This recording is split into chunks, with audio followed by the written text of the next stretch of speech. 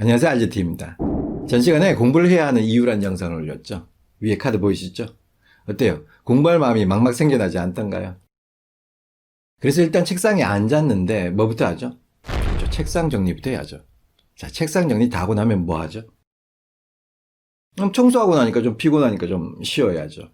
그런데 휴대폰을 좀 만지작거렸더니 40분 지났네. 자, 이제 뭐 하죠? 그쵸. 계획부터 세워야죠. 그래서 스터디 플래너를 펼쳤죠. 자, 여기까지 정말 쉽잖아요.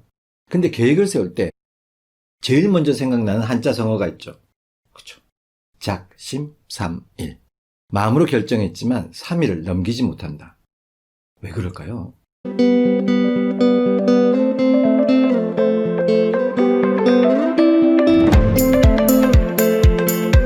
스터디 플래너는 직접 구매하거나 많은 인강업체에서 공짜로 주기도 하죠.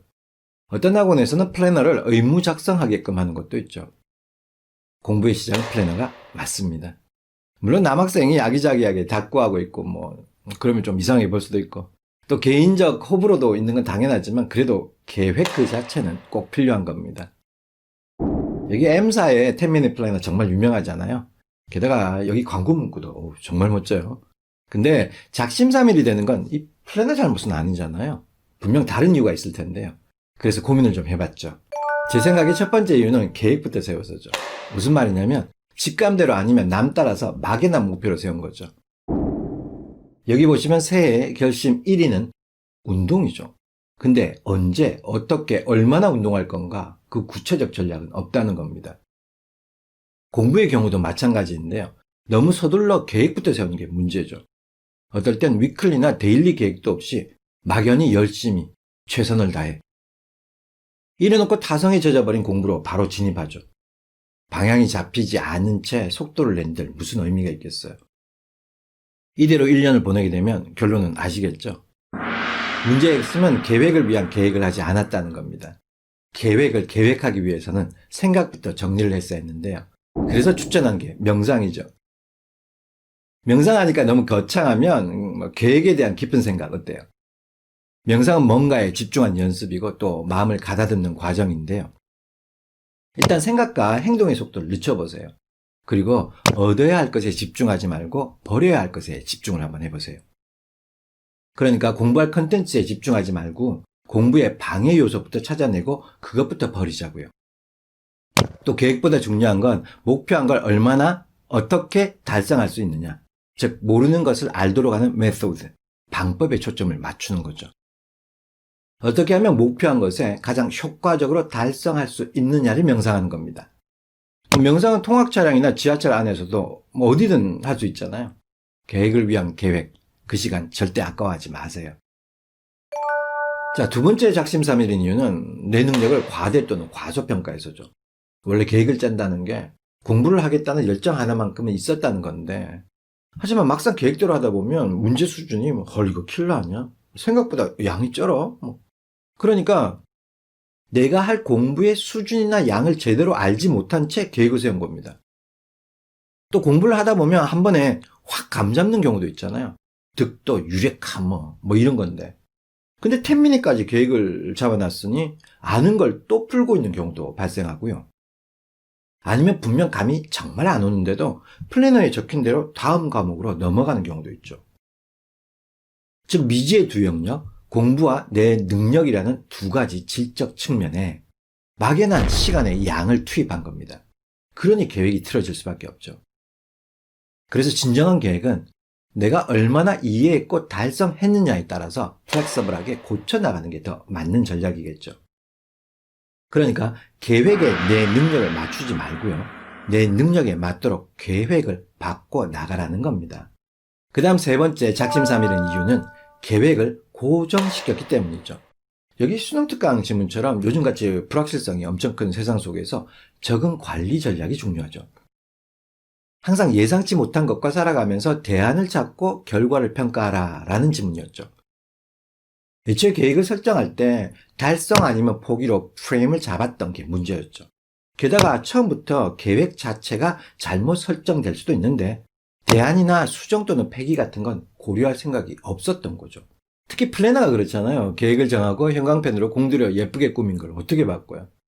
또 플래너가 10미닛까지 섬세한 장점도 있지만 이게 어떤 면에서 보면 시간 집착적일 수 있거든요. 그러니 로드맵이나 이해라는 질적 측면을 놓칠 수도 있고요. 게다가 플래너를 좀 나쁘게 바라보면 내 실패의 기록물, 즉 흑역사 저장고가 될 수도 있다는 점이죠. 더 나쁠 수 있는 건 내가 세운 계획을 계속해서 실패하다 보면 역시 난 안 돼 하면서 질책하게 되고 그러다 보니 죄책감의 부메랑이 내 뒤통수에 꽂히거든요. 결국 자존감은 더 떨어지게 되는데요. 그래서 어쩌면 대다수의 학생들에게 플래너는 연초용 아니면 학기초용이 되어버리는 이유일지도 모릅니다. 핵심은 계획에 피드백 시스템을 지속적으로 도입해야 한다는 겁니다. 더 쉽게 말하면 계획은 바꾸라고 있는 거다. 이렇게 마음을 비우세요. 대신 목표는 뚜렷해야겠죠. 작심삼일을 120번 하자고요. 그러면 1년 365일이 되는 겁니다. 즉 계획은 고정불변의 목표물이 아니라 목표를 향해 다가가는 과정이 되어야 하는 겁니다. 그 다음 작심삼일인 이유 네 번째는 계획이 눈에 잘 보이지 않아서요. 열공이라는 동기를 유지하기 위해서는 세 가지가 있어야 하는데요. 첫째, 액티베이션, 활성화. 공부의 계기 썰 이런 거 많이 들어봤잖아요. 그 목표를 향한 공부의 시작이 활성화고요. 두 번째는 persistence, 인내. 그 목표를 향해 참고 견뎌내는 거죠. 세 번째는 intensity, 강도. 목표를 향한 집중력이고요. 즉 동기가 유지되기 위해서는 목표가 눈에 계속 보여야 하는 거죠. 다들 터미네이터 아놀드 슈왈제네거 아시죠? 가난했던 어린 시절 책상 앞에 세 가지 목표를 붙여놓고 계속 봤다고 하죠. 첫째, 영화배우가 되겠다. 둘째, 케네디가의 여인과 결혼하겠다. 셋째, 캘리포니아 주지사가 되겠다. 다 이루었죠. 목표가 계속 보이니까 긴장감과 집중력이 나오고요. 또 포기하고 싶었던 순간에도 새 힘이 솟는 겁니다. 그래서 제가 권하는 건 펼쳐서 봐야 되는 플래너뿐만 아니라 요즘 마우스패드 플래너 이런 건 안 볼 수도 없잖아요. 또 책상 메모보드, 파티션 그게 뭐든 간에 공부를 해야 하는 이유를 계속 볼 수 있게 만드세요. 컴이나 탭 배경화면에 목표 대학 사진으로 설정하는 것도 좋은 전략이죠. 개인적으로는 메모보드를 강추하는데요. 왜냐하면 참신한 계획이 나오거나 아니면 계획을 수정하고 싶거나 아니면 계획을 완전 폐기할 때 포스트잇이나 메모핀을 이용해서 아이디어를 붙이거나 떼는 거죠. 게다가 붙여놓은 생각들이 갑자기 창의적으로 막 조합될 때가 있거든요. 핵심은 목표와 계획을 계속 머릿속에 각인시켜야 된다는 겁니다. 자, 작심삼일인 이유 다섯 번째는요. 계획 속에 휴식과 나만의 소확행을 담지 않아서요. 그렇다고 이만큼 놀겠다를 10미닛으로 표시하라는 말은 아니고요. 공부라는 헬에서 헤븐 같은 시간은 있어야 하는 거 아니겠어요? 빨리 단기 목표를 달성하고 하고 싶은 걸 하세요. 예를 들면 웹툰 몰아보기, 유튜브 구독한 거 몰아보기. 즉 나만의 소확행을 계획하자는 겁니다. 대신 뭐든 과하면 안 되겠죠. 마지막으로 작심삼일인 이유 여섯 번째는요. 계획을 세워서죠. 뭔 소리냐고요? 요즘 메타인지가 완전 유행어죠. 메타인지는 간단히 말하면 자신의 생각에 대한 생각이죠. 그럼 이 메타인지를 계획에다 적용해 보자고요. 만약 내가 내 계획을 세운다면 최상위권 빼고요. 메타인지의 저주, 즉 내가 잘하고 있는지 못하고 있는지 전혀 알지 못하는 저주에 빠질 수가 있죠. 미국 펜실베니아대 연구팀이 중학생을 대상으로 실험을 했는데요. 먼저 두 그룹으로 나눈 다음 한 그룹은 쌤들한테 조언을 받았고요.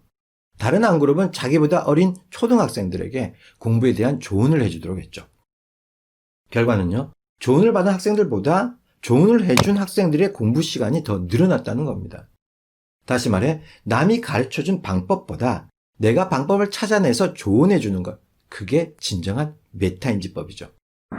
즉 나라는 학생에게 또 다른 내가 계획을 세워주는 겁니다. 자, 정리해보죠. 첫째, 계획을 위한 계획의 시간을 가져라. 둘째, 내 능력에 계획을 맞춰나가라. 셋째, 계획을 계속 계획하자. 넷째, 목표를 지속적으로 확인하라. 다섯째, 계획에 나만의 소확행을 넣어라. 여섯째, 나에게 계획을 세워줘라. 어떻게 보면 작심삼일에서 작심 자체가 잘못됐을 수 있습니다. 그래서 문제의 기레키는 플래너 선택에도 또 플래너 작성법에도 심지어 메모보드에도 없을지 모릅니다. 작심은 특정한 하루, 특히 1월 1일 아니면 학기 초에 정해놓고 까먹어버리는 그런 게 아니라 매일매일 시간을 내서 내가 목표한 것에 집중할 수 있는 순간들, 그 생각하는 순간들의 모음집을 가리켜 작심들이라고 이름을 붙이는 건 어떨까요? 에이브라함 링컨은 이렇게 말했다죠. 나무 베는데 6시간을 준다면 4시간을 도끼날을 가는데 쓸 것이다. 3분의 1을 작심하는 데 썼던 겁니다.